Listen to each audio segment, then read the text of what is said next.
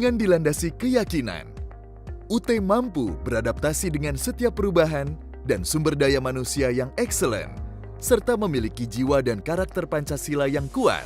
Universitas Terbuka siap menyongsong era baru pendidikan tinggi jarak jauh di tanah air yang modern menuju Indonesia maju. Dahulu, ketika UT didirikan pada tahun 1984,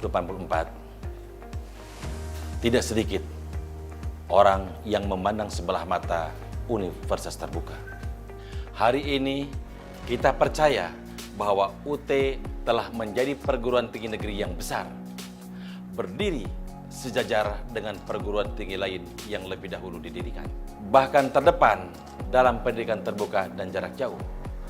UT menjadi instrumen penting pemerintah dalam pemerataan pendidikan tinggi berkualitas dunia ke seluruh pelosok tanah air, bahkan mancanegara. Sulit rasanya meningkatkan angka partisipasi kasar pendidikan tinggi tanpa kehadiran UT. Seiring dengan berubahnya status menjadi perguruan tinggi badan hukum atau PTNBH, yang membuatnya sejajar dengan perguruan tinggi terkemuka di Indonesia yang lebih dahulu didirikan, UT semakin lincah dalam merespon beragam tuntutan internal dan eksternal dengan melakukan terobosan baru yang inovatif dan adaptif. Dengan semangat, tatanan dan budaya kerja baru mewujudkan Indonesia maju. Perkembangan teknologi yang ramah pengguna, terjangkau, tersebar, serta semakin meningkatnya literasi digital masyarakat. UT semakin mendapat tempat di hati berbagai kalangan. Hal itu tampak pada terus meningkatnya jumlah mahasiswa dan dalam 5 tahun terakhir, jumlah mahasiswa usia muda terus meningkat. Menyadari karakteristik dan kompleksitas pendidikan jarak jauh dan masyarakat yang berubah dengan cepat, UT melakukan investasi yang signifikan untuk penyediaan infrastruktur modern dan SDM yang berkualitas. Gedung Profesor Setiadi menjadi landmark keseriusan UT dalam menjadikan teknologi modern sebagai tulang punggung layanan kepada mahasiswa dan stakeholders lainnya. Gedung yang dilengkapi peralatan terkini, siap memberikan layanan online terbaik.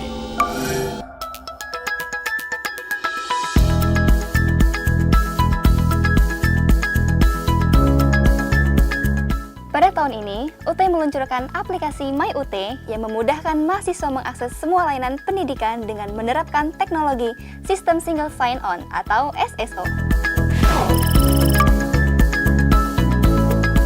Dalam mewujudkan akuntabilitas keuangan, UT mengimplementasikan transformasi digital tata kelola keuangan atau yang disebut dengan SIP3, Sistem Informasi Perencanaan, Pelaksanaan, dan Pertanggungjawaban Keuangan.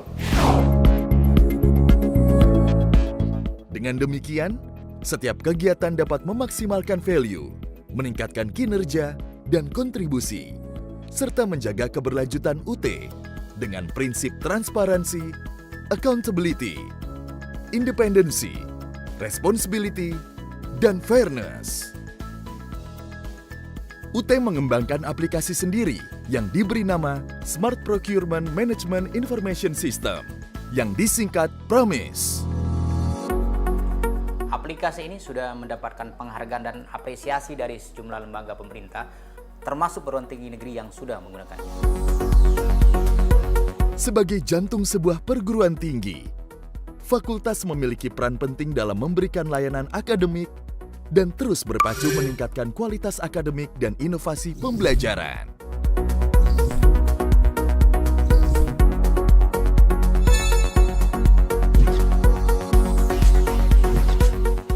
Akreditasi baik nasional maupun internasional, termasuk upaya mendapatkan international recognition, terus dibangun. Di antaranya penyiapan bilingual course materials untuk menampung international students. Kami menyadari bahwa keberhasilan UT adalah berkat kepercayaan pemerintah dan masyarakat. Mari membangun manusia dan Indonesia yang lebih baik bersama Universitas Terbuka.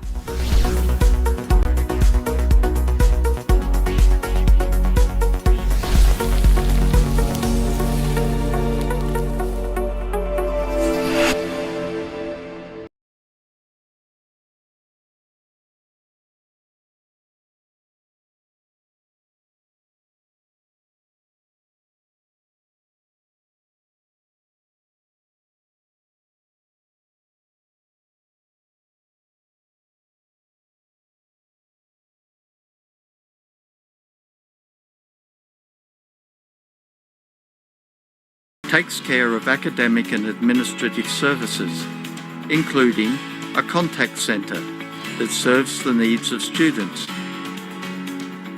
The core teaching and learning functions of the university are conducted through 4 faculties. These faculties offer diploma, bachelor, master and doctoral programs. These faculties are the Faculty of Economics, the Faculty of Law, Social and Political Sciences, the Faculty of Science and Technology, and the Faculty of Education and Teacher Training. At present, Universitas Terbuka has a student body of just over 350,000 from every corner of Indonesia and more than 50 other countries. Universitas Terbuka, making higher education open to all.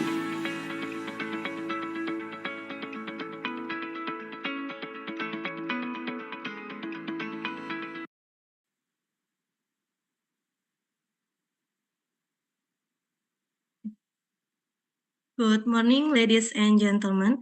Welcome to the webinar Tourism Study Program Universitas Terbuka.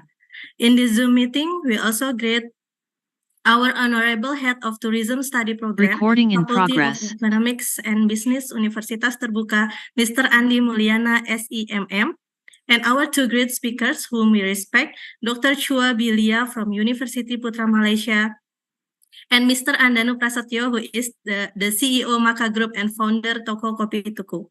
And of course, all the participants who join in this webinar. Welcome. Ladies and gentlemen, my name is Yulita Suryantari. You can call me Lita. I'm one of the lecturer in Tourism Study Program, Faculty of Economics and Business Universitas Terbuka. I'm humbled to host and moderate this webinar with the topic Best Practice for Food and Beverage Service. This webinar is to increase students' understanding and insight regarding the implementing best practice in F&B service, emphasizing enhancing customer satisfaction, optimizing operational efficiency, and maintaining a high level of professionalism. All webinar participants will be given e-certificates, so you are very welcome to fill the attendance link that we'll provide later. Kindly use your real full name to help our team identify the participants. Open your camera whenever possible. Please turn off your microphone and open when needed. Before we start our webinar, let's pray together. Okay, prayer is enough. Next, we will sing Indonesian National Anthem, Indonesia Raya.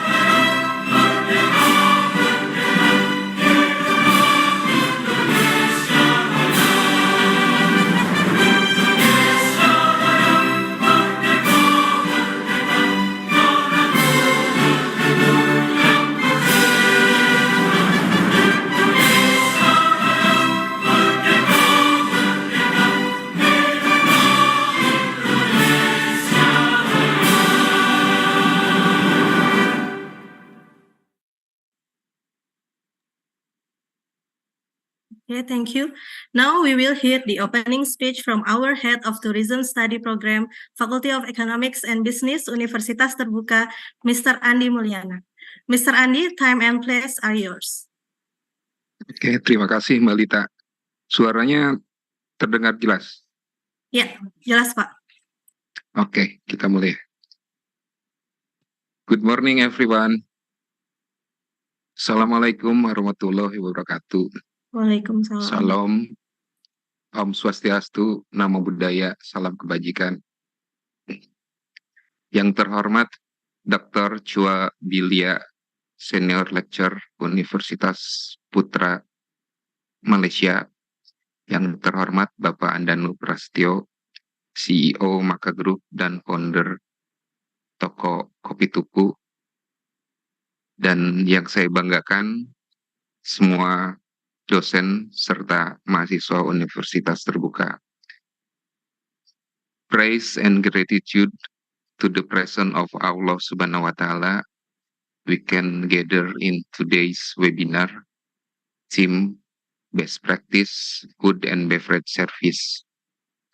Ladies and gentlemen and fellow students, this webinar activity is an annual event of Tourism Studi Program, Faculty of Economic and Business, Universitas Terbuka. I am delighted to welcome you to this special event where we will explore the realm of best practices in food and beverage service. The concept of best practices implies a continuously journey of improvement, and it touches upon various aspects of our work from the moment a guest walks through our doors to the time they leave. The service they receive reflects our dedication, professionalism, and commitment to exceeding their expectation. Today's event is not just about discussing these practices in theory, it's about sharing real-world experiences, challenges, and success stories. It's about inspiring each other to set higher standards and continually strive for perfection in the art of food and beverage service. As we embark on this journey of exploration and learning, I encourage you all to actively engage, share your insight, and absorb the wealth of knowledge that will be presented. Together, we will shape the future of industry, ensuring that each guest walk away with an experience that is not only memorable, but life-enriching.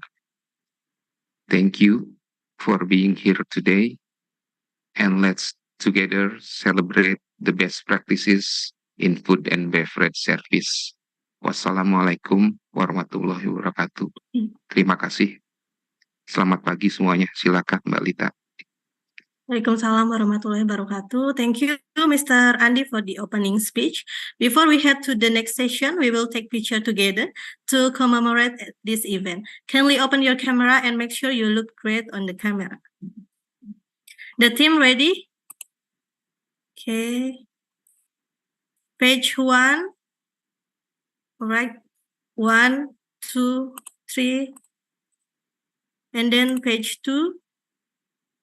1, 2, 3. And page 3.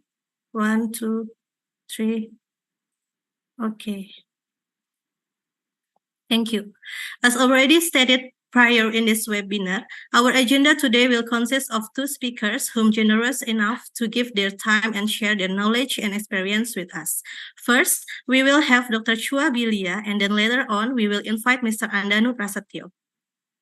Now it's time to greet our first speaker, Dr. Chua Bilia. I will read her CV to introduce Dr. Chua Bilia to all the participants. Dr. Chua Bilia is one of senior lecturer in Department of Food Service and Management, Faculty of Food Science and Technology, Universiti Putra, Malaysia. She graduated from Texas Tech University as a Doctor of Philosophy in Hospitality Administration in 2014. Her focus on food studies, food management, and hospitality administration. And today she will bring a topic about theoretical perspective on best practice for F&B service. We will listen to Dr. Chua presentation for 30 minutes. Then we will continue with a 15 minutes question session. Without any further ado, please welcome Dr. Chua Bilia. Ms. Chua, time and place are yours. Thank you so much, Madam Yulita. Yes, all right, and thank you so much, Mr. Andy. Good morning to everyone. Should I share my screen or the host will share my screen? The slide. Yes, you can share the slide of presentation. So I share my slides. Okay.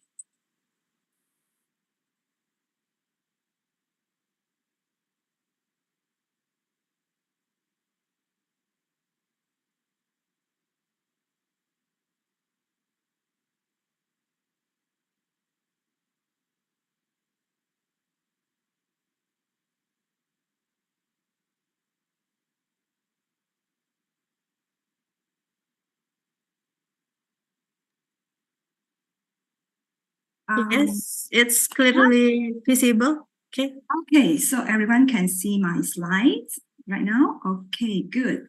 Let me try. Oh, okay.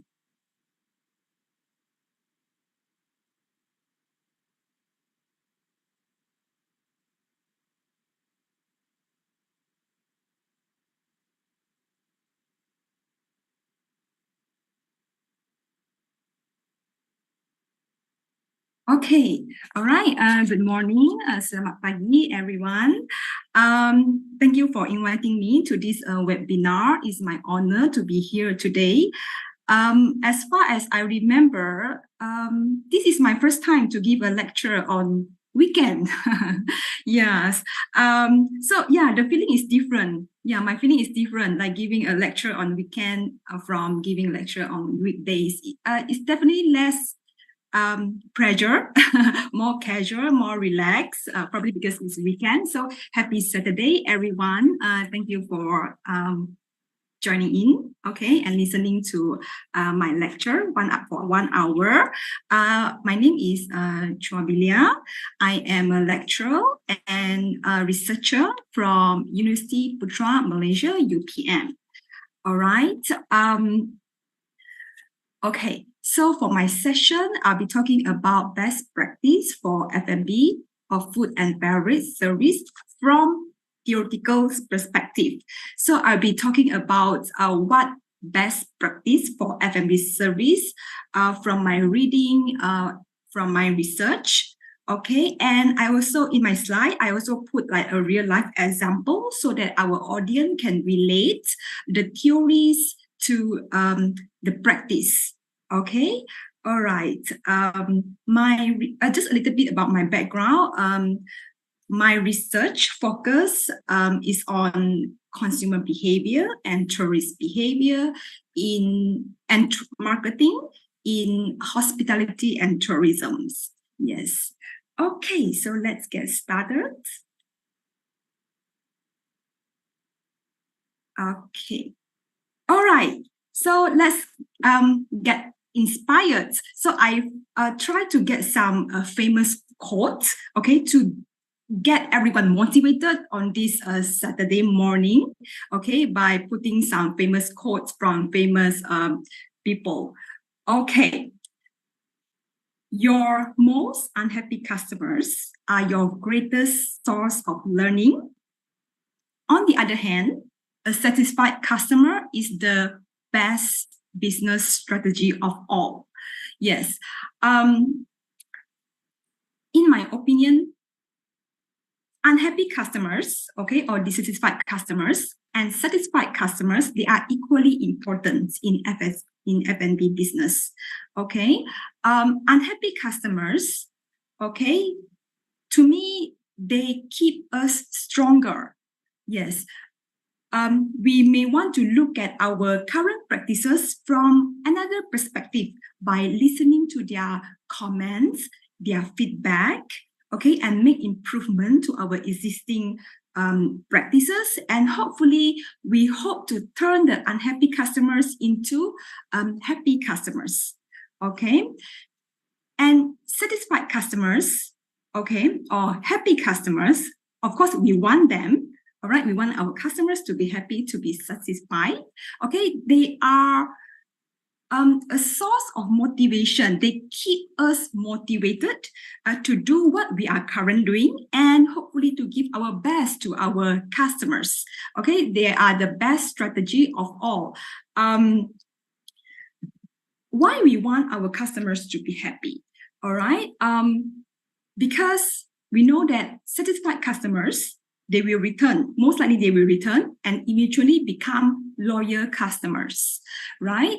And not only like return, okay, or become a loyal customers, but they will also help us to spread or to share positive their experience, okay, with others, right? And this is what we call as organic marketing, right? Organic marketing is really organic. It's the opposite of paid marketing. Paid marketing is like you pay like a promoter to promote your brands, your products.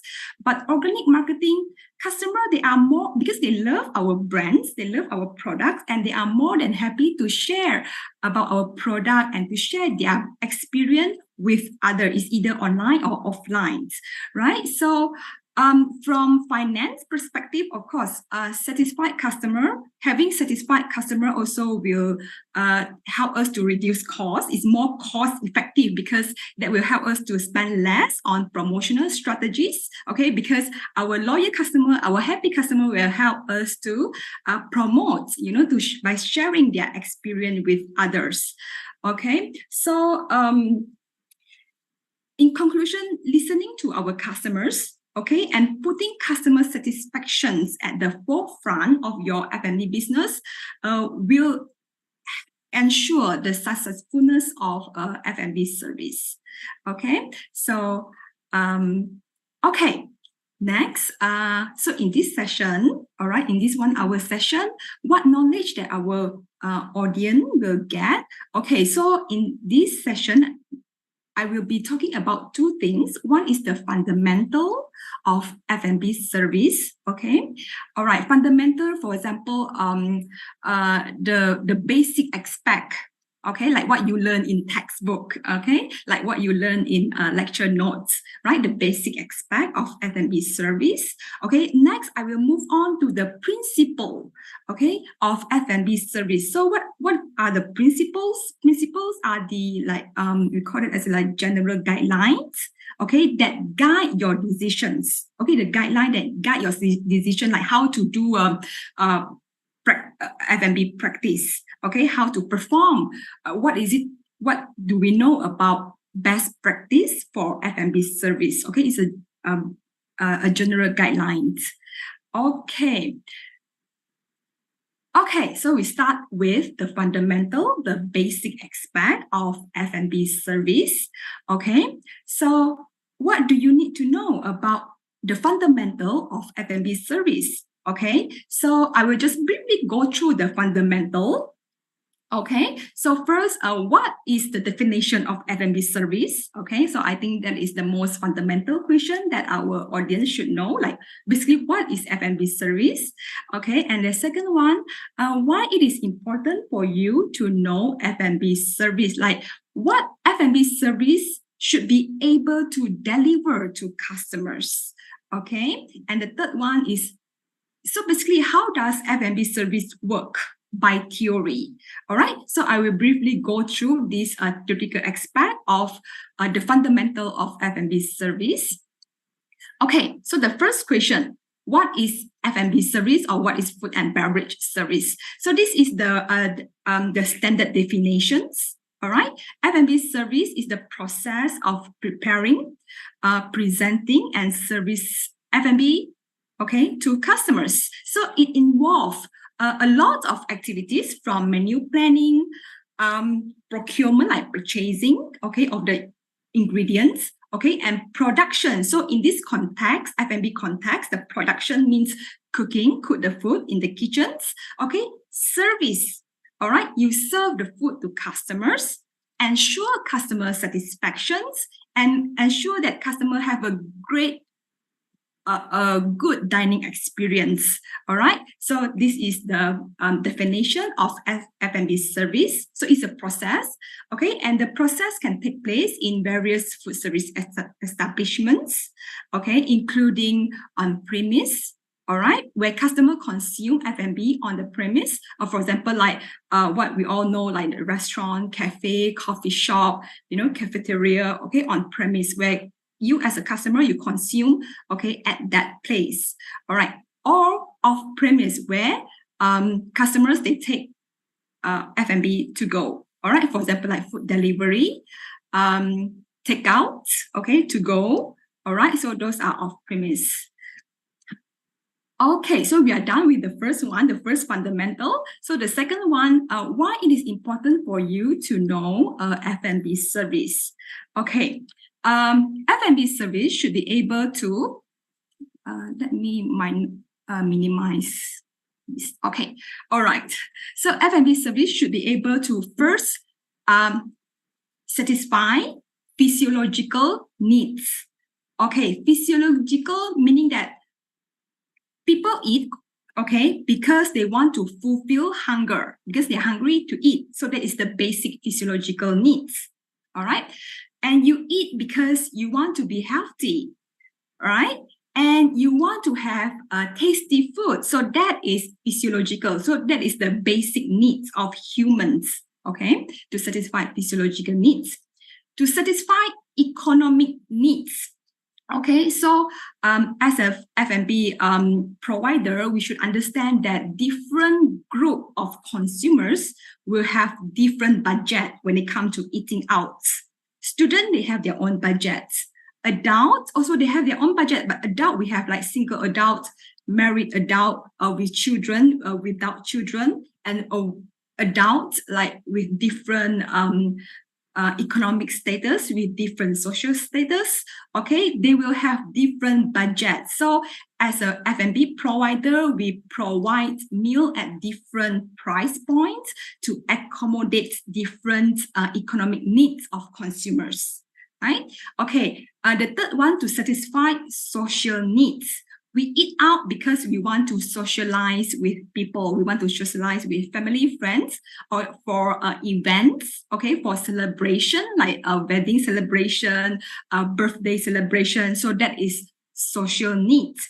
And lastly, a psychological needs, okay? Psychological, for example, like you feel happy when you are in the coffee shop, okay? You feel relaxed when you're in the restaurants, okay? That has to do with like the emotional well-being, emotional satisfaction of consumers. Yes, I remember when I was in country that has 4 seasons, okay? During winter, the place that I love to visit the most is coffee shop. Yes, because being in a coffee shop during winter and during like summer, my feeling were totally different.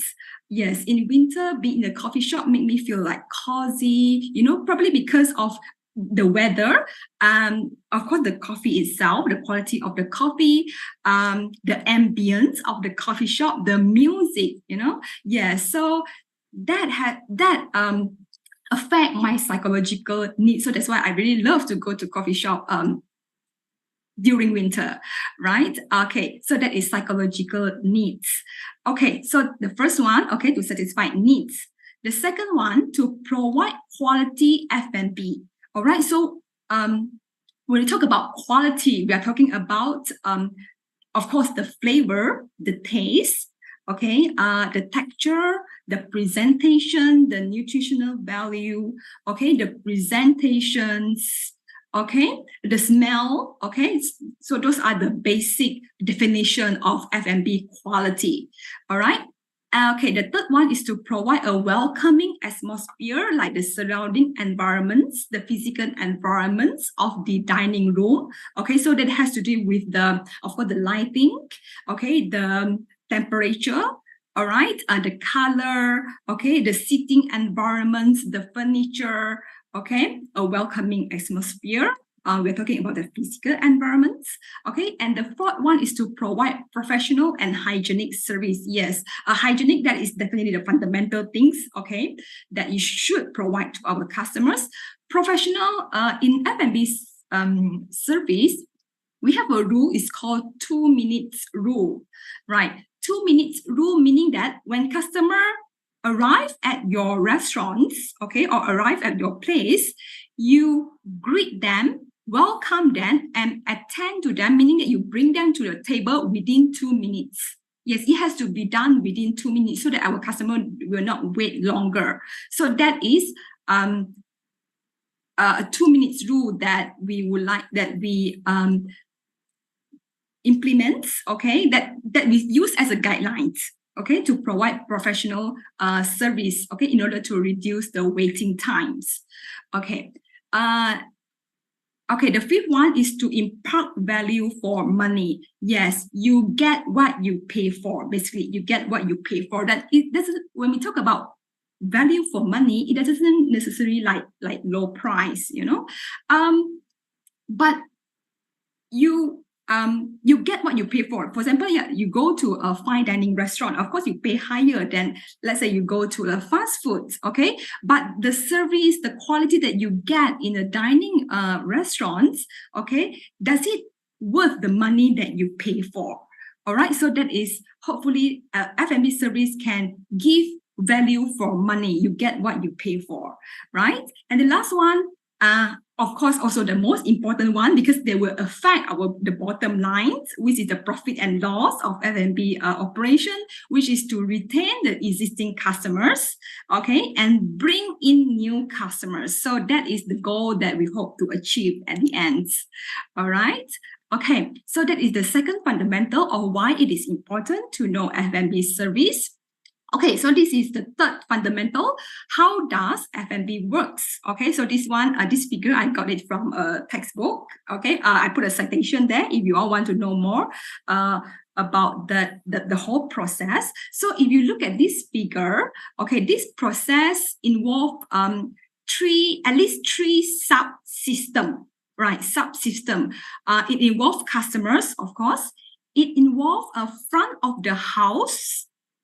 Staff, front of the house, the middle one, okay, this is front of the house, like employees dealing with, or staff, the service staff dealing with customers. So they are the front of the house. And we also have the third one, we have back of the house, okay, back of the house, that the staff like working in the kitchen, in the procurements, right, to prepare foods, okay, to source the food, to prepare food. So we have customers, we have front of the house staff, we have back of the house. All right, so customers process, of course, it involves booking if necessary, arriving,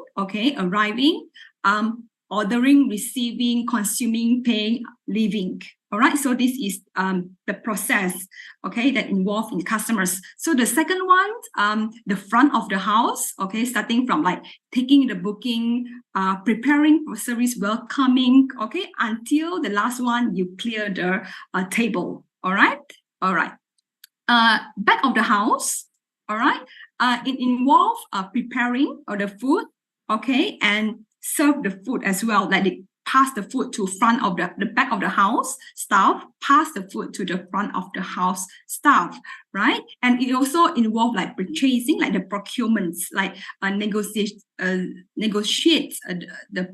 price with suppliers, you know, making the purchase of the ingredient, storage. All right. Okay. So that process happen in the back of the house. So basically, these three subsystems, it should be managed concurrently at the same times in order to deliver a good service quality. All right. Okay. So you see the process is go like back and forth, like between customers and service, the service staff and the back of the house staff. Right. Okay. So basically how this works. Okay, so we are done with the fundamental. Okay, we are done with the fundamental. So basically, I just share with you the basic one, the basic fundamental. All right, so next one, I think this is also the most probably interesting. Okay, because when we talk about the principle, we're talking about the guidelines. Okay, so the question is how to provide best practice for F&B service to our customers. Okay, how? Okay, from theoretical perspective, like by theory, how we should provide. Okay, so in this slide, I come out with 7 principles, okay, that I would like to share with our audience, like how. All right, so first we look at the first principle, service excellence. Okay, I need to get just a little bit of participation from our audience. I come up with a true or false question about service excellence. Okay, the question is, service excellence is the responsible of the front of the house staff, not the kitchen or support staff. So our audience, do you think this statement, is it true or false? Do you want to leave your answer in the chat box? Just a quick one.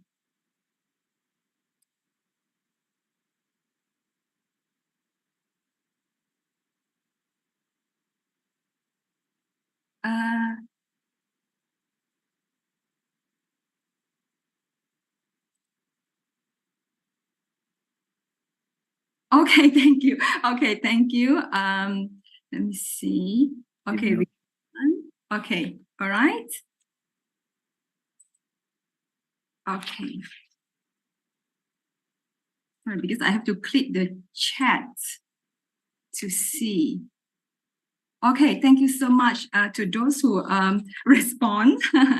Okay, all right. So yes, it's false. It's false. Okay, because when we talk about service excellence, it's a holistic action and responsibility of everyone's. Okay, in the operations. Okay, it's either front of the house, it involves front of the house and back of the house. Okay, because it involves a collective actions, a collective responsibilities from everyone's, okay, in order to deliver a good service quality to our customers. So yes, it is false, right? It's false, okay.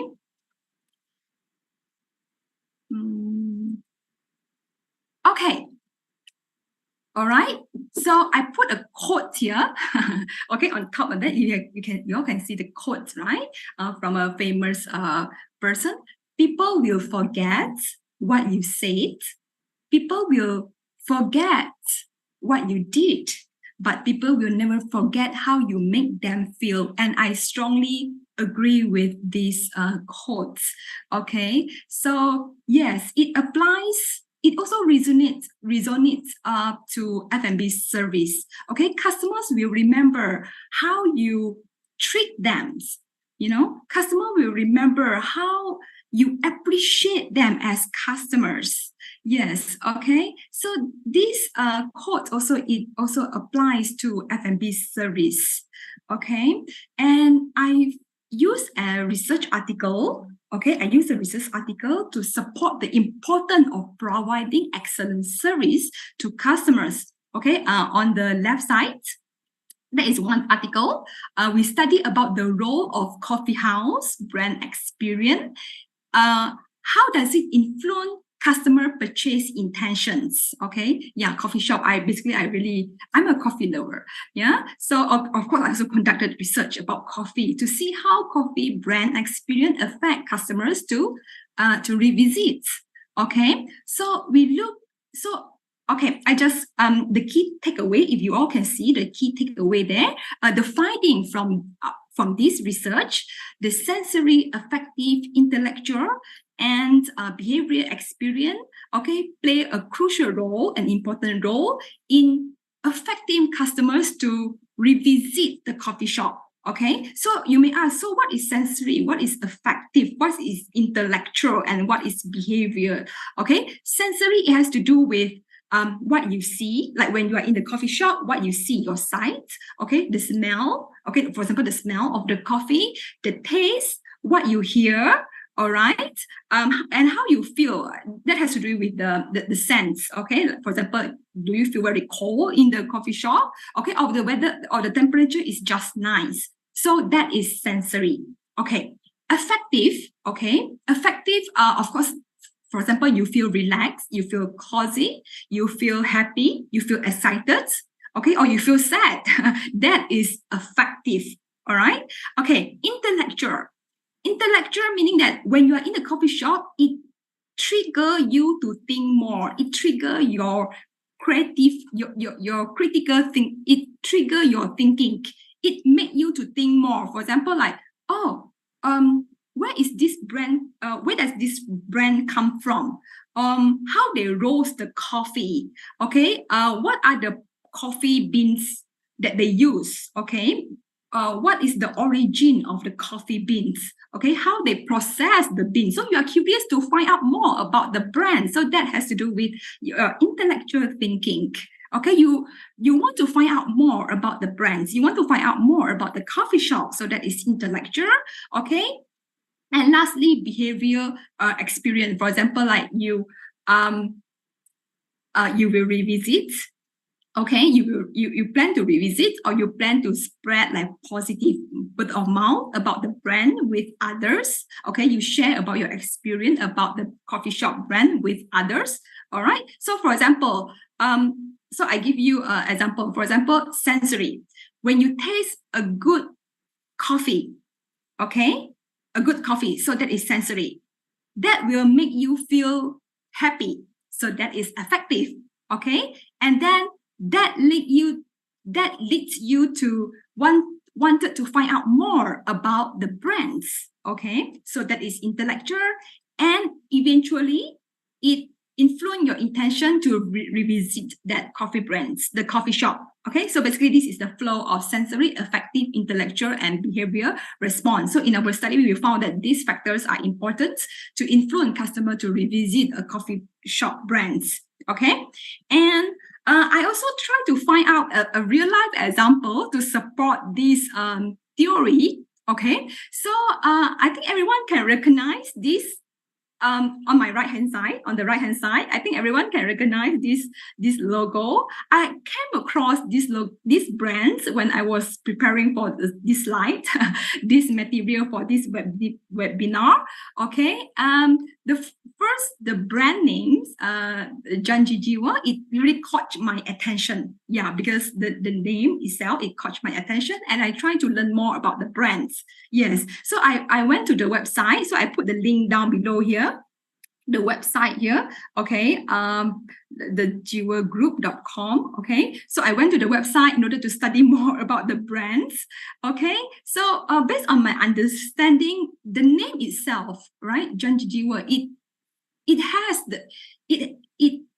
sends the meaning of the promise, okay, and the emotional value that the brand wish to build with their customers. Yes, okay. And then I also try to find about their culture. Okay, so this is what they wrote on the website. Janji Jiwa provide a constant flow of new products, experience, and interactions that bring excitement to customers' everyday life.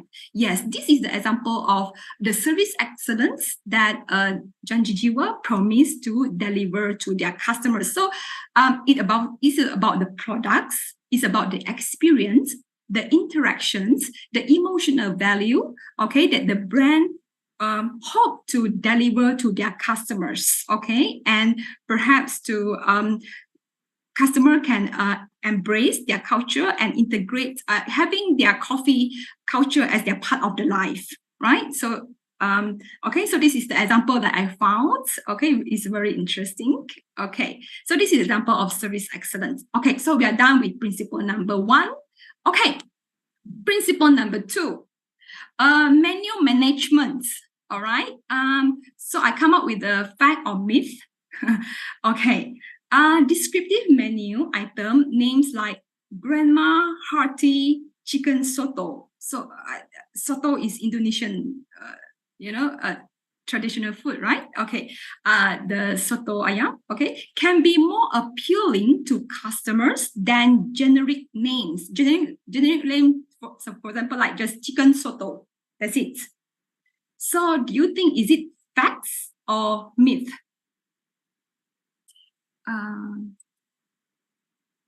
Is it fact or myth? Facts. Okay, good. Thank you so much for the response. Okay, facts. Okay, you all think that is facts. Okay, correct. Yes, it's fact. Okay, it can be more appealing to customer, meaning that it can attract customers because descriptive name like this, okay, like grandma chicken soto, it can, because it conveys, okay, the homemade quality. Okay, it's like made by grandma. All right, it convey the homemade quality. Okay, and the personal touch from grandma. Okay, that can appeal or can attract customers who are looking for perhaps like an authentic soto ayam. Yes, so yes, it can be more appealing than a generic names just like soto ayam. Okay, and okay, all right. So the answer is fact. Okay. Let me move on to the next slide. Okay. All right. So there is a quote here. Okay. The menu is a conversation with the guest. Yes. So that applies to the descriptive menu name. Menu is a tool to engage with customers. It's a tool for communications. Okay. For the provider to communicate with customers about the menu. You can use menu to tell a story as well. It's a storytelling. Okay, so if you put a descriptive names like that, okay, it will it perhaps can, every menu is recommended, okay, to tell a story, right? Like where it got the name, okay, and how it was initially created. And who created the menu? So as a provider, we should use menu as a tool to tell story to our customers. Okay, so menu is a conversation with the guest, and I strongly agree with this quote. So that's why I put it here. Okay, so that everyone can relate the importance of menu. Okay, so on the left hand side, I put a study about airline food quality. Okay, so in this article, in this research, we wanted to find out the importance, okay, or the role of airline food quality on customers or on travelers to fly again with the airlines. Yes, so the result of this article, we found that core service quality, core food quality, external food quality, and delivery food quality are important for airline F&B service. Okay, so the question is, what is core food quality? For core food quality, the fundamental, for example, of course, the taste, the nutritional value, the temperature of the food, okay, the core, okay, the texture, the flavor. So that is the core food quality. Second one, the external food quality. External, like what you can see, for example, like the presentation, the color, the variety of the food that offered by the airlines. Okay, the external food quality. And lastly, the delivery. Okay, for example, like the timing of the food being delivered to travelers. Okay, when on board. Okay, when what we call that the flight attendants, okay, deliver foods, to customers. So that is the timing, okay? And of course, it also involved the service, okay? The service of the flight attendants when they deliver, okay, or when they serve food to the guests. All right, so core food quality, external food quality, and delivery food quality are important in airline F&B service. So this is what we found from this research. Okay, and on the right-hand side, I use a real-life example. This is just based on my personal experience. Yeah, because I had an experience flying with Emirates, and personally, I love their food. So that's why I use it as an example. Emirates, I found that their food was amazing. Okay, were tasty. I really love it. Okay, so I also, for this presentation, for this webinar purpose, I also went to their website to look for more information about Emirates dining. Okay, and you see here, okay, the dining, they put here, every flight is a destination in itself. When you fly better is their slogans. Okay, so savor delicious meal and beverage on board. Okay, so this is what they hope to, or they wish to offer to their customers. And on the website, the Emirates website, they also dedicate a section just for like their dining. Okay, so they list out, okay, and then describe what are the meal, okay, what are the food that they provide according to different classes, like first class dining, business class dining, premium economy, and what are the drinks that they offer. Okay, so they dedicate a section just to promote, okay, their dining experience, like what they can offer to customers. Okay, by Emirates Airlines. Okay, so this is principle number 2. All right, third principle number 3, safety, hygiene, and legal compliance. So what do you think? Is it true or false? The danger zone for food safety refer to the temperature between 40 Fahrenheit and 140 Fahrenheit, or 4 degrees Celsius and 60 degrees Celsius. I think I will go for degrees Celsius because in Malaysia, we are more familiar with using degrees Celsius as a measure. And I think in Indonesia as well, right? We are more familiar, we are used to using degrees Celsius than Fahrenheit.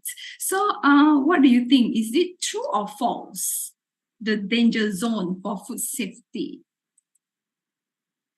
True? True? Okay, true. All right. Okay, right. Okay, thank you so much, everyone. Okay, so what is danger zone? Okay, danger zone meaning that between 4 degrees Celsius and 60 degrees Celsius, microbes, they love this temperature range. They love it. So within 4 degree and 60 degree, they really love it. They really love this temperature range. Okay, and if you this is what I remember when I was taking like food safety, the microbe class when I was an undergraduate student about 20 years ago. Yes, I remember that we should keep our food out of this danger zone. Okay. The maximum time is only 4 hours. Okay, 4 hours. Okay, because within these 4 hours, the microbe, right, they will like grow the productions. Okay, and that will lead to like foodborne the risk. They will increase the risk of like foodborne. Okay, the food safety. That will will lead to food poisoning. Okay, in conclusion, that will lead to food poisoning. So let's say you cook nasi goreng, okay, and your nasi goreng has like eggs, okay, or meat, or even fried vegetable, your nasi goreng, okay, and you keep in the temperature room, okay, which is actually within that danger zone. The maximum time that you can keep in the temperature room, okay, just 4 hours, meaning that you have to finish your nasi goreng within 4 hours. Yes, within 4 hours. After 4 hours, okay, you should actually throw it away. Okay, yeah, by theory, you should throw it away because it can increase if you keep it longer, more than 4 hours within this danger zone. It will increase the risk of food poisonings. Yes, so yeah, it's true. Okay, so Sorry, Dr. Chua. yes. There are only 5 minutes left. Okay, is it okay if I take up some time from the Q&A sessions to finish the slides? Okay. No problem. Okay. I will take up some time from the Q&A sessions to finish the slides. So meaning that probably the Q&A session for my part will be shorter. Okay. Yeah, don't worry, we will still finish on time. Okay. Thank you. All right. Okay. So principle number 3. Okay. Quality means doing it right when no one is looking. Yes. And okay. So this principle, okay, is not only applicable to F&B service, but I think it also applicable to our daily life as well. You know, quality means you do it right. Okay. You do what you're supposed. Okay. You do it right when no one is looking. And I think this is basically the basic principle that we should uphold when we do something. All right. Okay. So back to F&B service, safety, hygiene, and legal compliance also are part of quality, right? Okay. And the concept of quality, it also underscore the importance of having high quality standard in all aspects of F&B operations. Yes, and on the left-hand side, I use an example, the KFC from KFC Malaysia, okay? And this website, okay, it shows how KFC Malaysia ensure the quality of their food and of their operation. For example, on the website, they explain how they maintain the temperature, the shelf life, okay, how they handle the products, okay, the nutrition and health assurance, okay, how they handle the flavor, supplier also, okay, the supplier quality, the restaurant quality, the HACCP, HACCP, the sanitation, the pest control, the halal certification process, and also the halal validation process for imported products. Okay, so this is the example that I got from KFC Malaysia website. Okay, and when we talk about quality, it's not just about food itself, but also it involves the physical environment, the quality of the physical environment of the dining room. So on the right-hand side, I put an example of article that studied about the physical environment of the dining room in cruise ships. Okay, in cruise ships. Okay, and our result shows that the dining atmosphere of cruise ship will affect traveler emotions.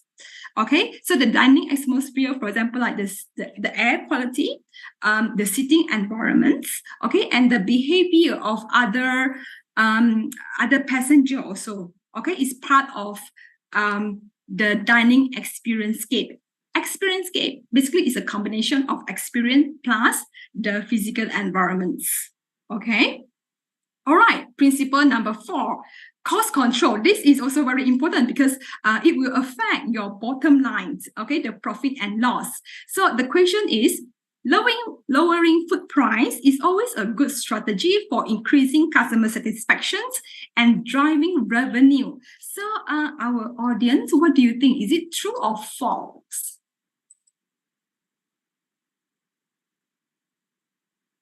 True.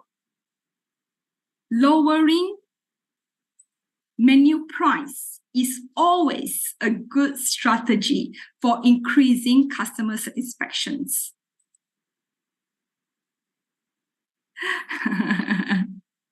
Okay, all right. Okay, finally someone mentioned false. Okay. You can do it like once in a while, but it's not always a good strategy because it will affect your profit margin.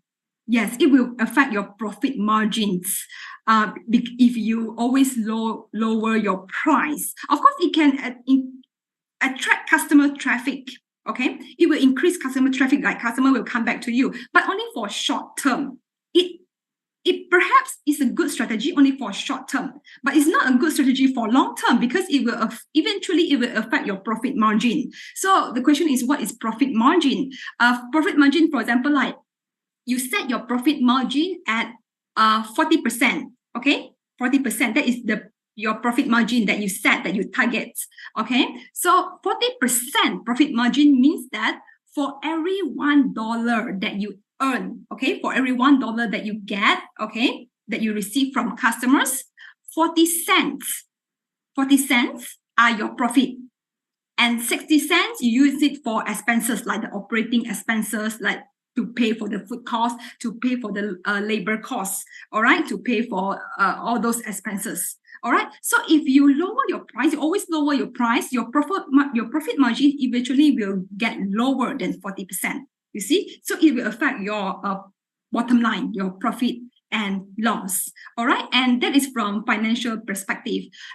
From consumer psychology perspective, is actually if you lower your price, you always lower your price, they might be suspicious of the quality of your food.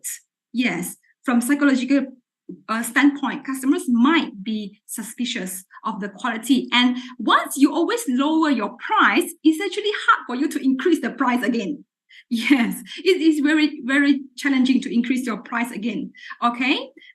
And another reason is if you lower your price, your menu price, in order for you to make up for that loss, okay, in order for you to make up for that lower price, you may want to reduce your expenses for other aspects. For example, you reduce the price, your promotion price, your marketing price, or probably you also try to look for a cheaper, ingredients, okay, which actually also might affect the service quality. Okay, so the answer is actually false. All right, the answer is actually false. It's also good for short term, but it's not for a long term. It's not a sustainable solutions in a long term. Okay, so there's a quote here. When we talk about cost control, of course, we have the concept like efficiency and effectiveness. Efficiency is like is doing thing right. Effectiveness is you do the right thing, right? You do the right thing. Okay, all right. For example, when we talk about like you clear the table, okay, customer finish eating, they pay, they leave, okay, and then you go and clear the table for table turnover so that other customer can join, okay, can sit at the table. So that is efficient, okay, but it should not be done in a way that will compromise or affect customers' dining experience, meaning that customers have not even finished eating, but you go and clear the table, so customer will feel like you are actually rushing them to finish. So that is actually effectiveness. Okay, that has to do with effectiveness. Okay, so make sure that whatever decision that you do align with your restaurant philosophy, okay, your brand philosophy, the concept that you promise to deliver to your customers. Okay, and then one article also find that a high food cost and salary expenses are the major concern for food service restaurant. In theory, when we talk about food costs, usually the food cost, okay, is about like 25% to 40% of your total food sales. So this is by theory. Yes, but of course it depends on the type of restaurant, the ingredient that you use, the source of ingredient that you use. But usually the range is like 25% to 40%. Okay, if higher than that, that probably suggests that you're actually spending too much on the food. Okay, the food cost. Okay, and I also want to share, I proudly present an article by your lovely lecturer, okay, Mrs. Anissa Tahwa. So in this article, she found that our food price was the most satisfactory food service attribute as perceived by international students. International include Indonesian students, okay, international students in Malaysia. When we ask them, okay, when you eat at like on-campus cafeteria, for example, or on-campus restaurants, what you satisfied the most? And most of the international students, okay, including Indonesian students, they were mostly satisfied with the price, the food price offered by the universities in Malaysia. All right. Okay. Principle number 5, teamwork and communications. Okay. So in F&B industry. Sorry, Dr. Chua. The time is until 10 a.m. Okay. So should I stop here? We can continue with a question session. Okay. All right. Okay. Sorry, Mr. Dr. Chua.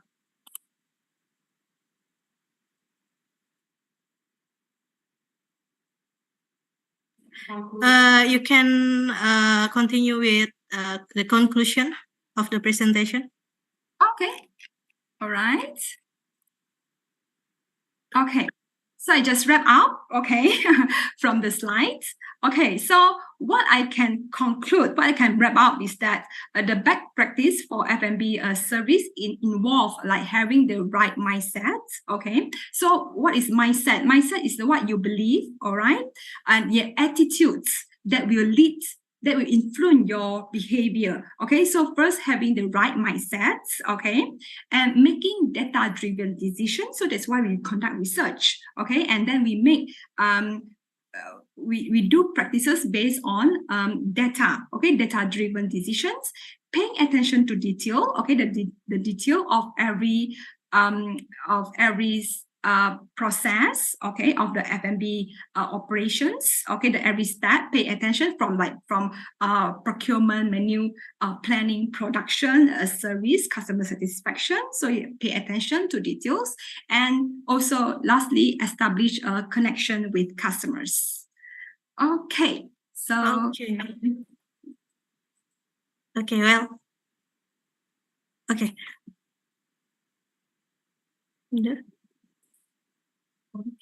Well, thank you very much, Dr. Chua, for such a great inspiration and knowledge. We agree with Dr. Chua's presentation that best practice for the food and beverage service involves having the right mindset, making data-driven decisions, paying attention to detail, and establishing connection with customers.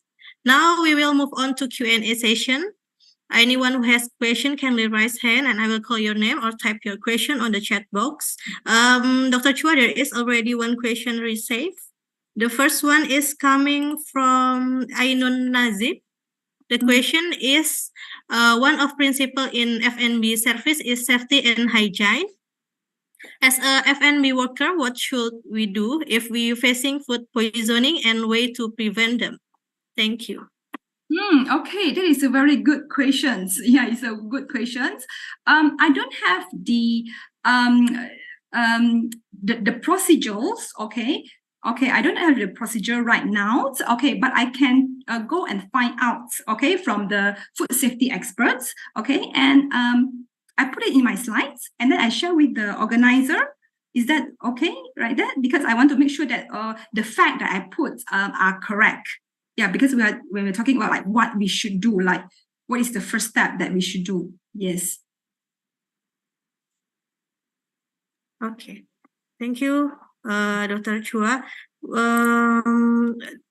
The second one, the question is from Heriani.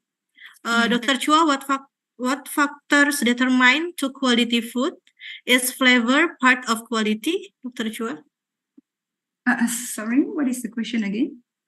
The question is, what factor determine the quality food? Is flavor part of quality? Flavor, yes, flavor, right. Flavor is the fundamental or the core aspect of food quality. Okay. Yes. So basically, when we talk about food quality, we're talking about, of course, the flavor, the taste, okay, the nutritional value, of course, okay, the taste. So we are talking about like having tasty food, delicious food, right? The presentation as well. Also, it's part of food quality. Okay, the presentations. And then what else? The texture. Okay, the color. Okay, yeah, all those elements are part of food quality. Yes. Okay, thank you, Dr. Chua. And the last question is from Putu Arnaya. The question is whether FB health standards on cruise ships in Indonesian waters must have the same standard as cruise cruise ships outside Indonesia? Oh, okay. All right. So it's another technical questions. All right. So I will take note of this question. Okay. So I will take note of these two questions about the food safety and about the standards. Yeah, because those are the technical questions. So I have to make sure that the information that I have shared with you are correct and from the reliable sources. So I will go and find out. Okay, and I put it in my slide and I share with the organizer so that our organizer can share with our audience. Does it work that way? Yeah. Okay. Okay. Thank you, Dr. Chua. We think all questions have been answered clearly. Okay. Okay. I'm sorry to all participants. Due to time limits, we will read just 3 questions. Okay, once again, thank you, Dr. Chua, for the valuable sharing, and of course to all the participants for your active participation. We hope Dr. Chua can still hear until the end of the webinar. Well, now we've come to our other exceptional speakers, Mr. Andanu Prasetyo. Mr. Tio, whom I believe is an example of a successful entrepreneur. Mr. Tio is the CEO of Maka Group and also the founder of Kopi Tuku. For the next session, the talk show with Mr. Andanu Prasetyo will be hosted by Mr. Ramdan Kurniawan. Mr. Ramdan Kurniawan is one of lecturer in tourism study program, Universitas Terbuka, and currently he has additional job at the Business and Investment Center, Universitas Terbuka. Mr. Ramdan completed his bachelor's degree in hotel management at Sahid Tourism College and continue his master degree in management at Trisakti University. Without any further ado, Mr. Ramdan, are you ready? Yes, ready, Mbak Julita. Okay, thank you, Mr. Ramdan. Time and place are yours. Baik. Terima kasih banyak Mbak Julita atas kesempatan yang diberikan pada saya untuk menjadi host acara webinar yang luar biasa hari ini. Selamat pagi para peserta webinar, semoga dalam keadaan sehat selalu, amin. Perkenalkan, saya Ramdan Kurniawan, dosen Prodi Pariwisata Universitas Terbuka. Izinkan saya untuk melanjutkan sesi berikutnya, menggunakan bahasa Indonesia.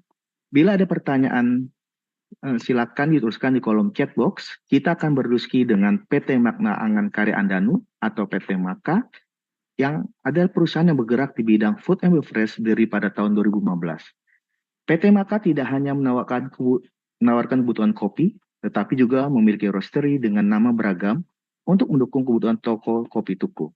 Selain itu, hingga kini PT Maka terus berkembang dengan mengembangkan makanan khas Jepang, yaitu Futago, dengan ciri khasnya semangat 3 bersaudara. Baik, kami hari ini memiliki topik yang sangat menarik untuk dibahas, yaitu Best Practice for Food and Beverage Service. Langsung saja kita sambut Mas Andanu Prasetyo, atau yang biasa dipanggil Mas Tio, selaku CEO Maka Group dan founder toko kopi Tuku. Halo Mas Tio, apa kabar? Halo, selamat pagi teman-teman, Mas Ramdan semuanya. Pagi, kabar sehat Mas? Alhamdulillah. Alhamdulillah sehat semuanya, baik. Ya, hari ini kita diskusi aja ya Mas, mengenai pelayanan dalam makanan dan minuman terkait pariwisata ini. Ya. Baik, terima kasih Mas Tio. Nah, kita semua pengen tahu nih Mas, bisa diceritain nggak apa sih yang menginspirasi Mas Tio untuk memulai bisnis kopi ini? Kalau inspirasi, sebenarnya beberapa hal lebih ke arah keseruan aja sih melihat hospitality industry. Apa yang tadi Dr. Chua sudah sampaikan menurutku itu sangat insightful sekali dan jarang sekali ada sebuah framework hospitality yang sudah disiapkan sama Dr. Chua tadi. Tapi yang jelas dari aku sendiri, teman-teman semua, aku termasuk orang yang tidak terlalu punya mimpi gitu pada awalnya. Aku cukup tipenya yang santai aja, coba jalanin yang ada di depannya. Tapi kebetulan kayaknya pas masa kuliah tuh aku ada di momen yang kayaknya lebih spesifik yuk mau kemananya. Step by step yuk jalanin kemana gitu. Dan ternyata masuk kampusnya sekolah bisnis, dan sekolah bisnis ternyata bikin bisnisnya ternyata di hospitality industry, ternyata masuknya kopi, dan make the best out of it aja sebenarnya. Jadi ternyata yang bikin aku juga berjalan sampai sekarang justru pengalamanku coffee trip ke Jogja, coffee trip ke Melbourne, a lot of coffee scene atau industri di kota tersebut yang mengajarkanku bahwa masih banyak cara kita untuk membuat bagaimana konsumsi kopi Indonesia ini meningkat gitu. Karena kita baru sebagai negara produsen, so I think kita perlu redefine our coffee scene, redefine apa itu kopi enak, dan dari situ eksplorasi itu ternyata membuat ketagihan sampai sekarang, yang akhirnya sedikit banyak pengen sekali bisa meninggalkan legacy terhadap Indonesia gitu, through coffee. Oh baik, ya sepakat sekali Mas Tio. Sebenarnya masih banyak kita local wisdom yang bisa digali lagi Mas. Terkait kopi ini dari Sabang sampai Aceh, Papua, tetapi masih keterbatasan ini ya Mas ya, untuk di Indonesia ini. Yes, Benar. yes. Baik, sebenarnya apa sih Mas yang membuat kopi Tuku ini berbeda dari kopi yang lainnya, sehingga bisa sampai memiliki puluhan cabang seperti sekarang ini?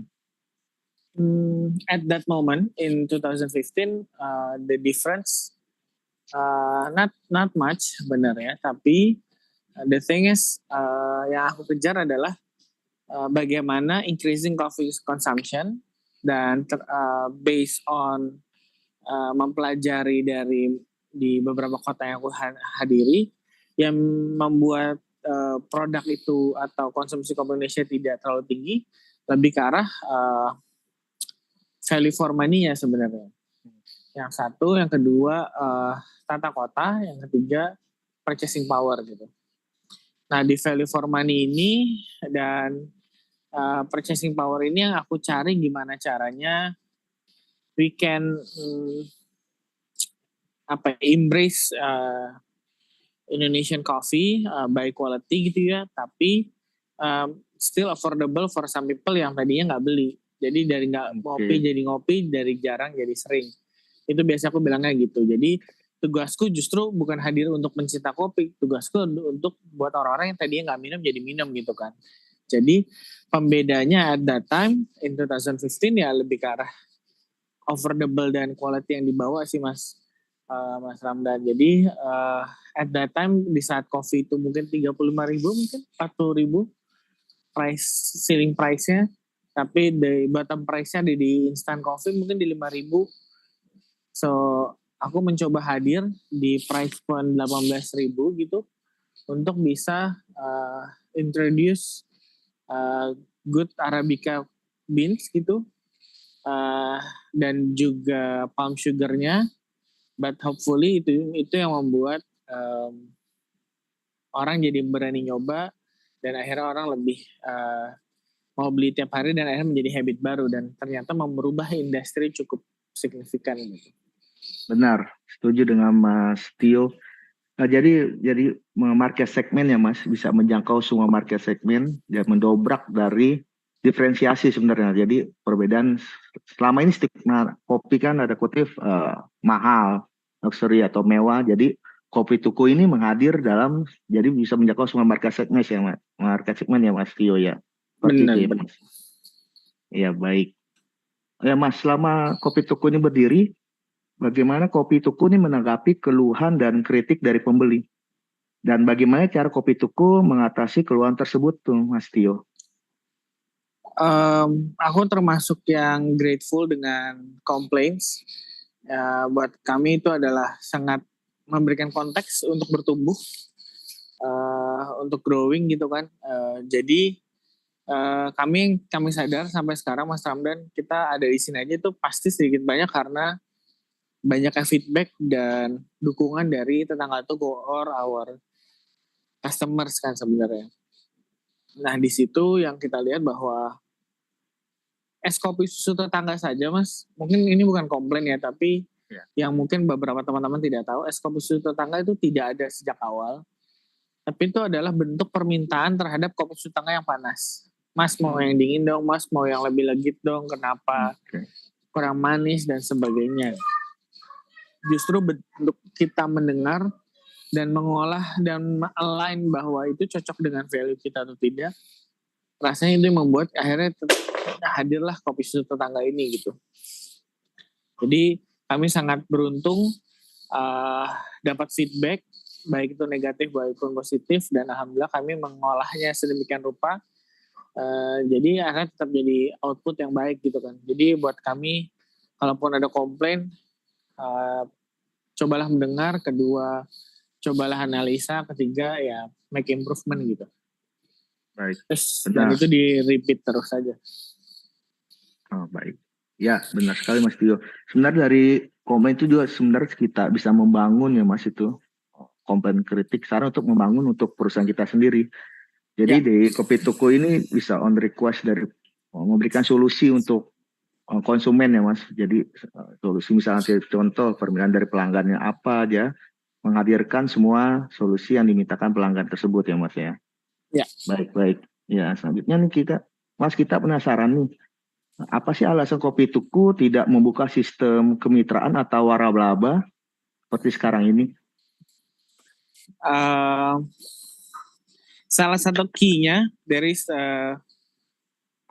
kenapa kita growing without franchise or fundraise juga mungkin the first key point-nya lah seperti nomor satu yang tadi disampaikan sama Dr. Chua is the service excellence. To maintain the service excellence it's very hard, dan hari ini kami terus eksplorasi terhadap market. Dan kami mau fokus dulu bikin orang apresiasi dulu soalnya. Dan saat ini kalau kami hanya bertumbuh cepat saja, satu marketnya belum ready, nanti hanya akan jadi tren semata. Yang kedua, kaminya belum ready, karena to maintain service excellence it's very very hard. Not only kitanya perlu melakukan SOP, tapi understanding the expectation of the customer tuh juga sangat-sangat sulit gitu. So di Indonesia itu very diverse, so there is no system kayak yang one fits for all di F&B ini gitu. Kecuali kita memang mau membuat sistem yang kasarnya diferensiasi tadi menjadi kita korbankan lah gitu. So far kami memilih untuk tidak franchise terlebih dahulu, tapi kami juga terus cari cara gimana tetap bisa bertumbuh meskipun belum bisa dijangkau orang banyak gitu. Ya, benar sekali. Jadi untuk menjaga dari mutunya sendiri ya, kita memberikan service excellent itu masih ya Kopi Tuku. Jadi untuk sustainability-nya atau keberlanjutan dari perusahaan tersebut ya Mas. Benar sekali. Saya setuju dengan Mas Tio nih. Ya, baik. ya. Selanjutnya, sekarang kita tahu ya Mas, persaingan bisnis kopi ini semakin ketat dan menyamur. Apa sih strategi Tuku untuk bisa tetap survive di zaman seperti sekarang ini? Sebenarnya kalau tadi Mas Ramdan bilang, kami di Tuku dalam 2015 kami justru berusaha menggunakan strategi cost leadership. Karena kami lagi mau cari price point serendah mungkin untuk kualitas yang masih diterima gitu kan. Tapi nowadays mungkin malah yang dibutuhkan malah strategi differentiation yang dibutuhkan lebih. Saat ini sih kami tidak menerapkan strategi khusus Mas Ramdan, tapi mungkin komposisi atau fokusnya dikejar berbeda. Kalau dulu kemarin kita ngejar volume, kita ngejarnya sales. Saat ini kami kejar tetap maintaining quality dan keep growing dengan menunjukkan IP kita ini bisa kemana sebenarnya. Karena buat kami kopi itu coffee industry barrier to entry-nya very low. So kompetitor bisa siapa saja masuk, tapi the most important bagaimana the product is relevant dan the brand represent their belief gitu kan, their customer belief gitu. Jadi sedikit banyak kalau dilihat Tuku sekarang banyak kolaborasi, Tuku sekarang banyak kegiatan offline. Karena after pandemic kita coba engage more yang membuat kita bisa lebih punya new unique customer baru, dan akhirnya kita punya market yang lebih besar, dan akhirnya kita bisa explore what kind of business yang harus di-generate with our neighborhood atau ke konsumen-konsumen kita ini gitu sebenarnya. Jadi membuat kedekatan itu sih Mas Ramdan. Ya, benar sekali Mas Tio. Jadi trust ini yang harus ditumbuhkan ya untuk konsumen-konsumen Tuku, kepercayaan ini dan menjaga dari quality produk yang tersendiri nih. Baik. Nah, selama menjadi CEO PT Maka nih Mas Tio, apa saja tantangan dalam mengelola tim Maka nih khususnya Tuku ini? Udah pasti Mas, kalau biasanya sih yang gue sering dengar semua orang akan sama, tetap people sih Mas Ramdan. Oh, baik.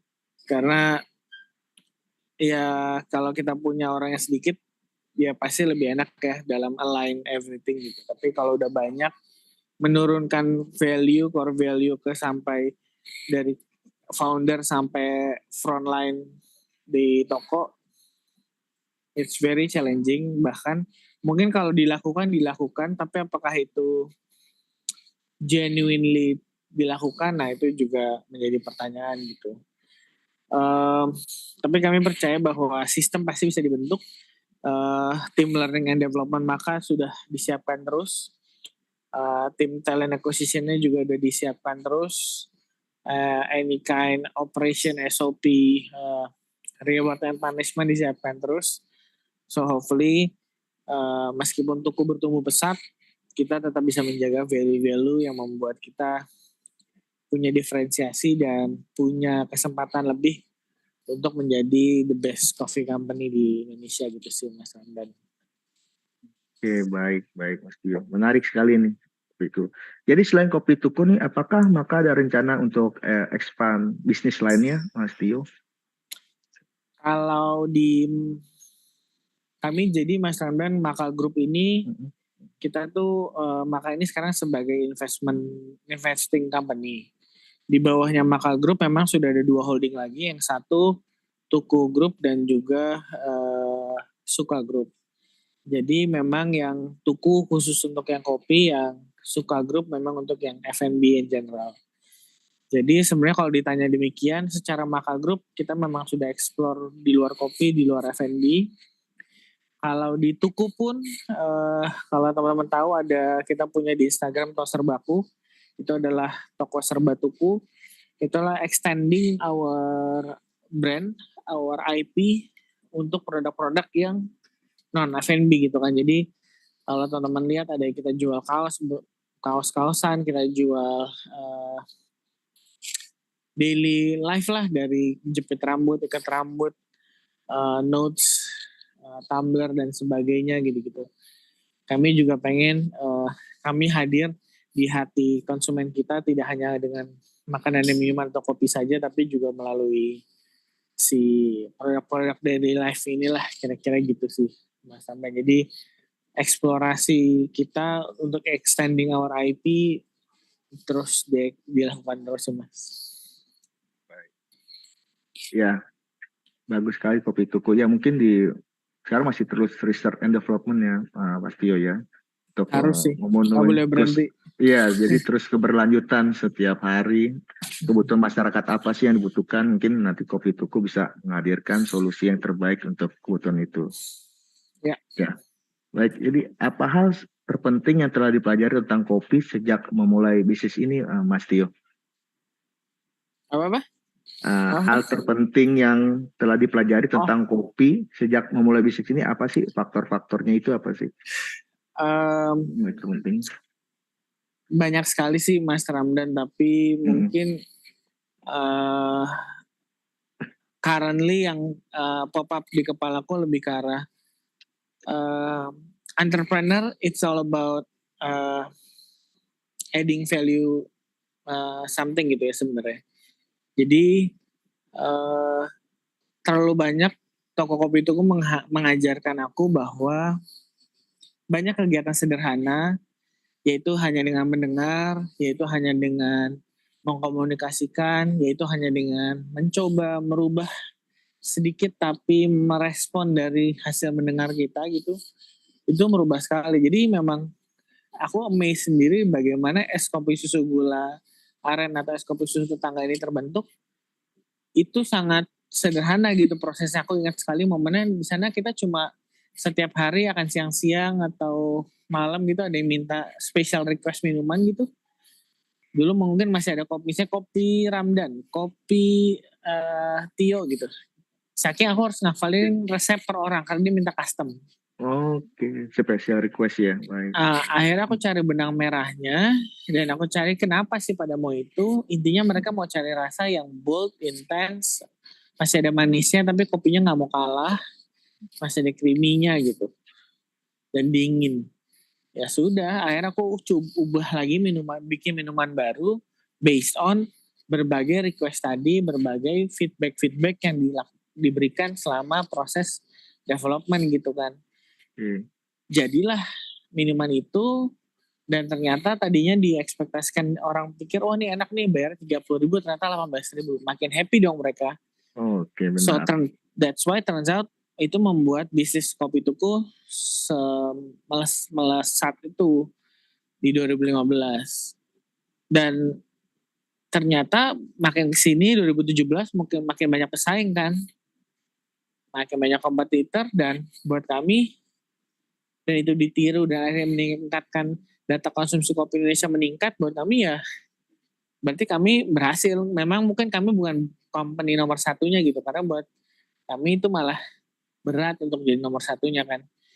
Tapi di saat ide ini terlaksana dan yang merasakan impact-nya banyak buat kami itu sebuah kepuasan dan di luar kepuasannya kami belajar banyak ternyata banyak hal sederhana tapi kalau dilakukan dengan tulus ternyata membawa impact-nya sebesar ini.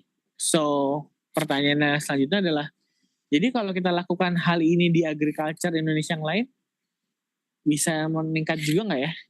Jangan-jangan ini salah satu pintu yang membuat kenapa kita bisa mencapai Indonesia emas karena bentar lagi anak mudanya explore terhadap any kind potensial yang dimiliki sama Indonesia dan dibalut sedemikian rupa dengan budaya yang dimiliki Indonesia dan dikomunikasikan dan dijual dan dibeli, dikonsumsi secara bangga oleh kita juga. Jadi hopefully malah kita punya stance yang cukup strong karena kita punya kemampuan itu buat nunjukin ke market blue ocean gitu, di global gitu kan sebenarnya. Yeah. Banyak hal yang kita nggak bisa ditiru. Jadi ini masalah kita mau punya faith dan confidence saja apa enggak gitu. Itu sih Mas Ramdan. Benar sekali Mas Tio. Sampai kemarin sempat didatengin Presiden Jokowi ya Mas ya, yang viral itu. Ya, kita baik sekali kalau wisdom yang belum diangkat. Nah itu jadi tugas kita bersama nih untuk para mahasiswa UT yang ada dimanapun berada. Baik, pertanyaan terakhir Mas Tio nih.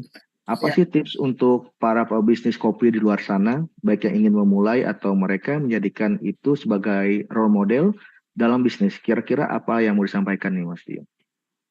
Apa nih? Mas Ramdan role model?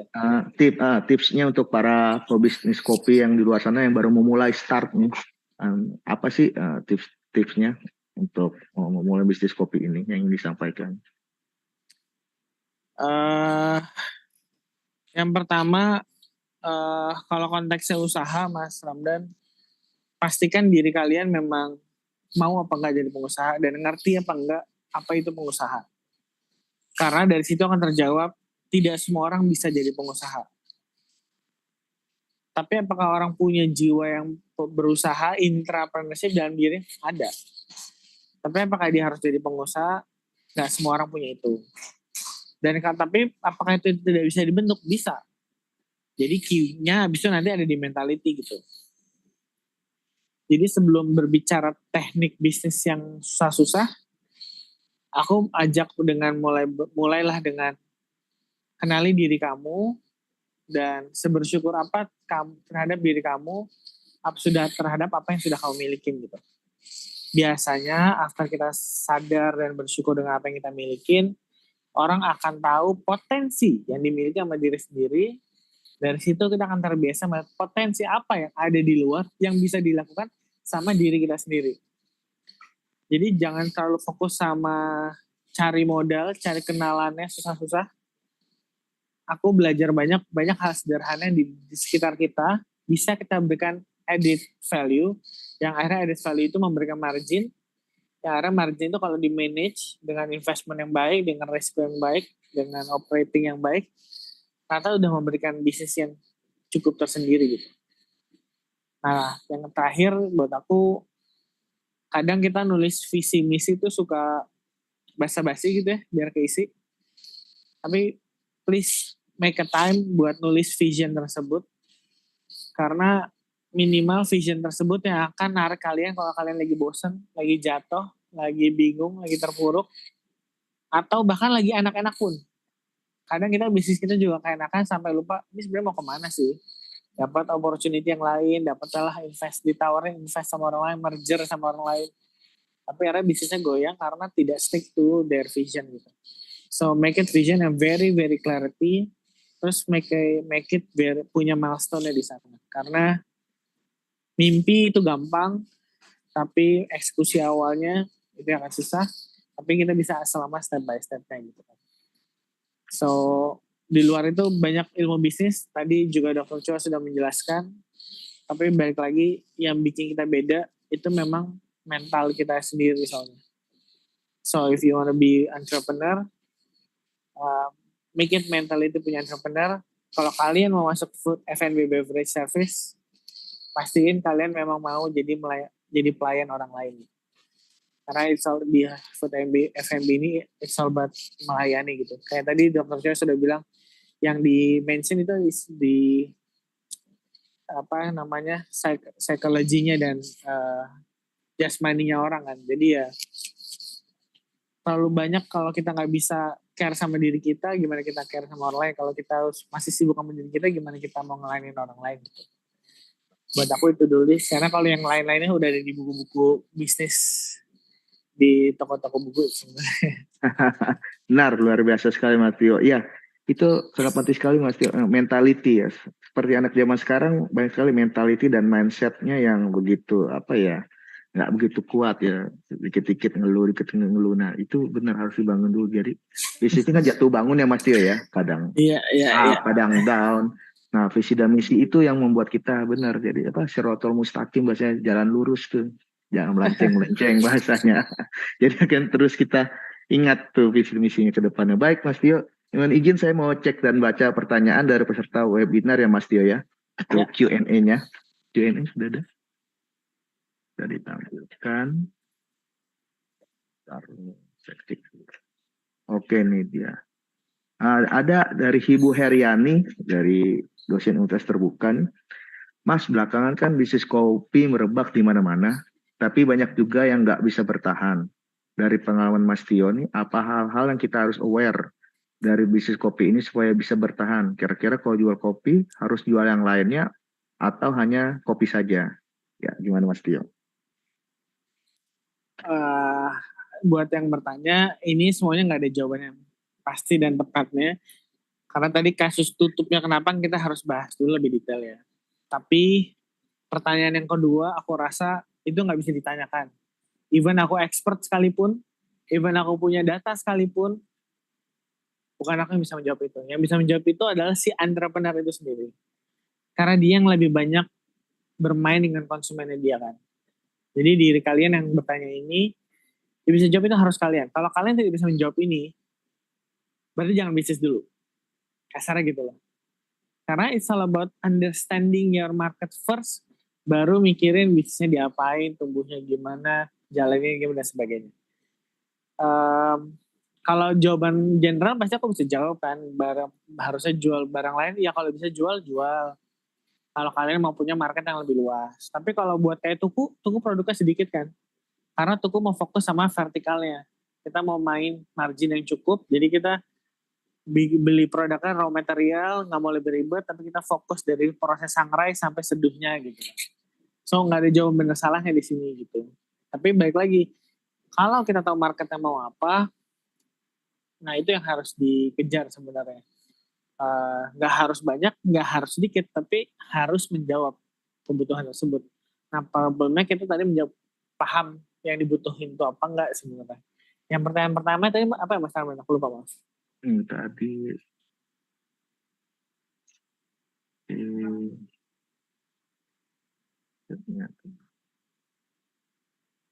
dari karyawan. Oh ini dia. Bagaimana toko kopi Tuku berkontribusi dalam mempromosikan kopi Indonesia di tingkat internasional? Ini dari Mas Nurholit nih. Oh, kalau internasional,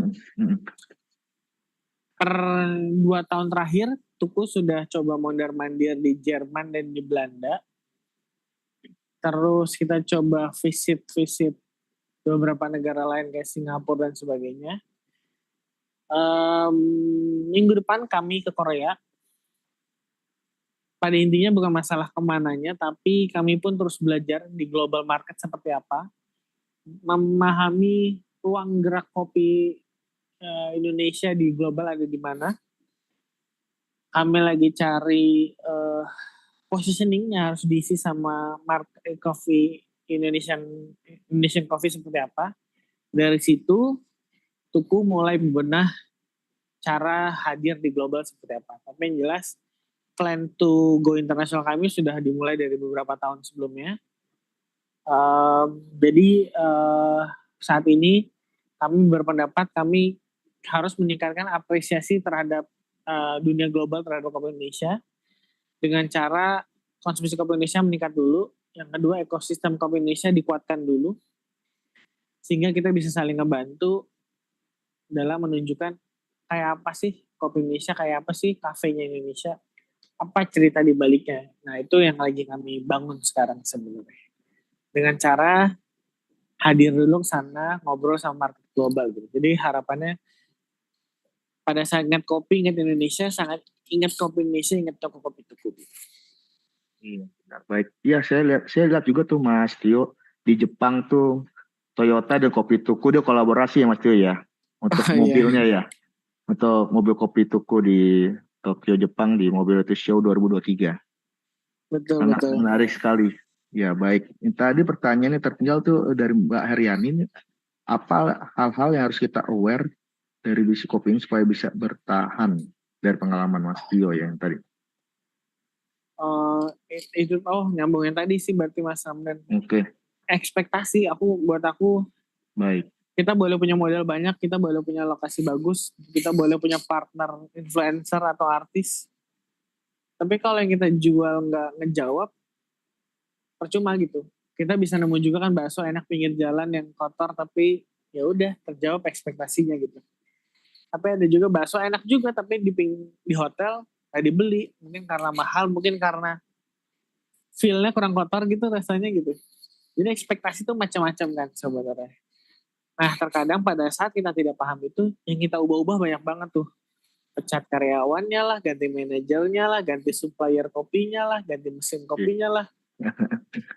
Nggak tahu tuh jawabannya sebenarnya gitu. Memang tapi paling sulit, paling harus diwaspadai ya itu tadi.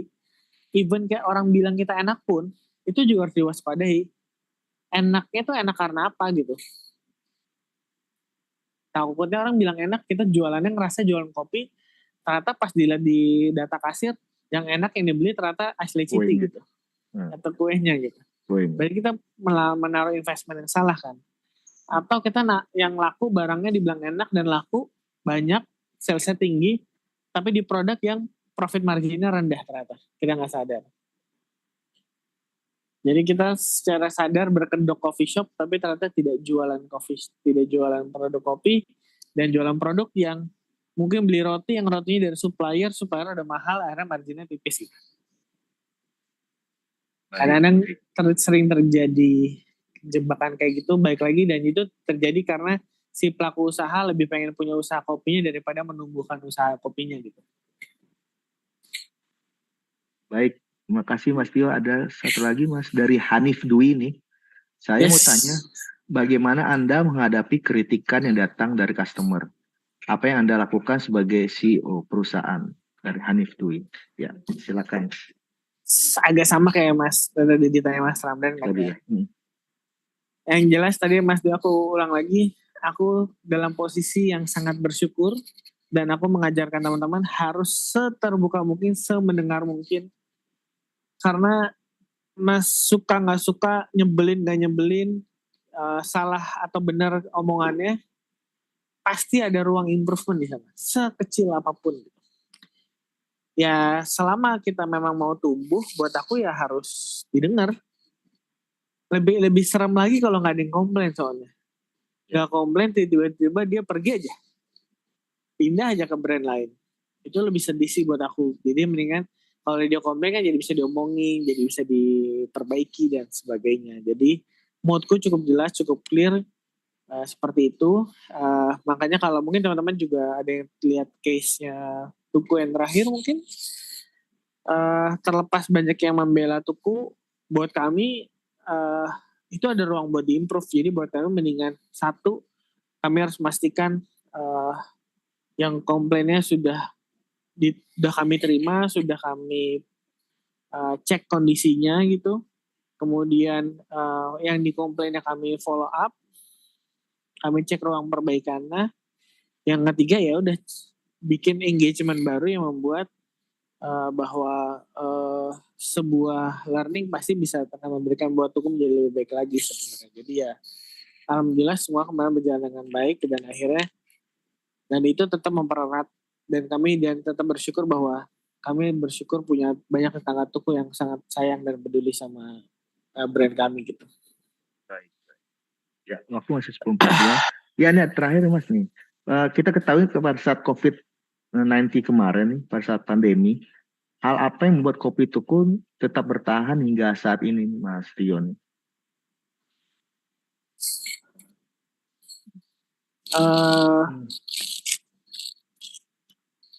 Apa yang Tuku sudah dialami di pandemi gitu ya? Iya, jadi hal-hal apa bisa bertahan nih tetap yang utama sih yang utama tadi itu Mas, kita dapat banyak dukungan dan support dan permintaan juga dari tetangga Tuku pas pandemi. Mereka mau tetap beli Tuku tapi juga harus social distancing dan sebagainya, makanya hadirlah Tuku Cur gitu kan. Botol-botolan 1 liter itu. Kemudian orang mau kirim-kiriman hampers, datanglah Sapa dengan Rasa, itu kartu posnya Tuku tapi isinya ada isi kopinya. Terus orang lagi pengen masak-masakan tuh, bikin kue lah, bikin minuman apalah buat jualan. Kita jualan Tukuin. Jadi tinggal pakai kopi apapun atau masak apapun, tinggal tambah Tukuin tuh udah dapat rasa gula arennya Tuku misalnya. Jadi banyak sih Mas. Kita bertahannya kita secara jualan gitu, tapi secara maintain pun kami juga coba zooman sama tetangga Tuku secara online. Buat seru-seruan. Bahkan kadang kita live tokonya kan kosong nih, gak ada yang datengin, cuma ada pegawai kita, tapi kita di live-nya atau di Zoom-nya ada tetangga Tuku juga, jadi kayak lagi nongkrong di banyak tamu juga di toko gitu. Tapi online ya Mas, tetapi daring ya? Tetap kan zaman itu nggak bisa kan. Iya, pandemi, benar. Baik. Oke, baik, terima kasih banyak atas sharing diskusinya Mas Tio yang luar biasa untuk hari ini. Semoga PT Maka Group sukses selalu dan Mas Tio juga dalam keadaan sehat selalu. Amin. Izinkan saya sebelum menutup webinar hari ini untuk berpantun. Jangan lupa cakepnya. Pergi berkunjung ke rumah mantan. Di rumah mantan duduknya lesehan.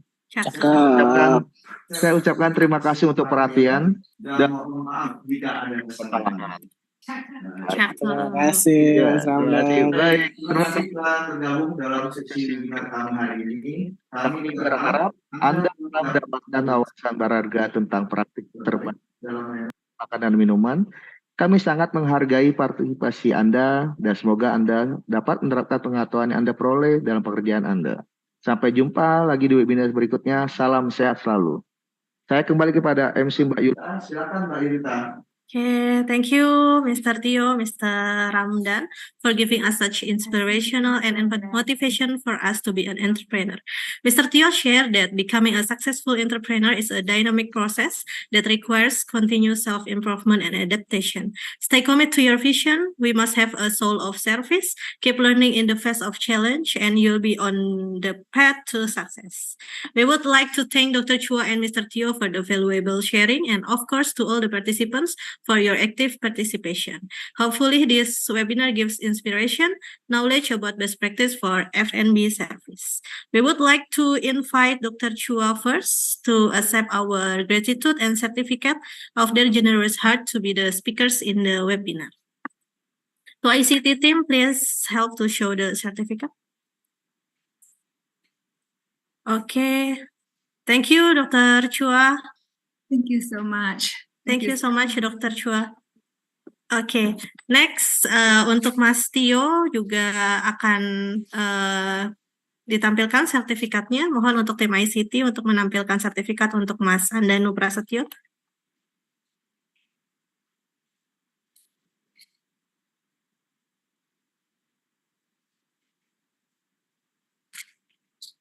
Oke. Terima kasih Mas Tio untuk waktunya Mas sudah berkenan join di webinar Universitas Terbuka Prodi Pariwisata ya Mas. Sama-sama semuanya, terima kasih. Oke, terima kasih. Oke, once again thank you very much Dr. Chua dan juga Mas Tio. Ladies and gentlemen, we have finally come to the end part of this webinar. Before I close this session, please allow me also to take some highlight points from today's session. Implementing best practice in food and beverage service is crucial for an entrepreneur to create a successful and sustainable dining establishment that consistently delight customers and achieve long-term business growth. We remind all participants to check the chat box where we give attendance link to be fulfilled. Certificates for all participants will be sent to each participant's email, so make sure you type your email correctly before sending the attendance form. Don't forget to check and follow our website fa.ut.ac.id/pariwisata and Instagram account at pariwisata_feb_ut. All our interesting agenda and events, including the next webinar, will be announced there. We are sorry for the mistakes we made, intentionally or unintentionally. We hope you find this webinar useful in any way possible. Once again, thank you for joining this webinar and see you on the next webinar and other events. Have a nice day, everyone. Selamat siang. Wassalamualaikum warahmatullahi wabarakatuh. Oh iya teman-teman mahasiswa jangan lupa untuk jam 12 kita masih ada satu sesi e-lecturing bersama dosen dari China. Dimohon untuk kehadirannya juga ya jam 12 sampai 1 siang. Terima kasih semua, have a nice day. Assalamualaikum.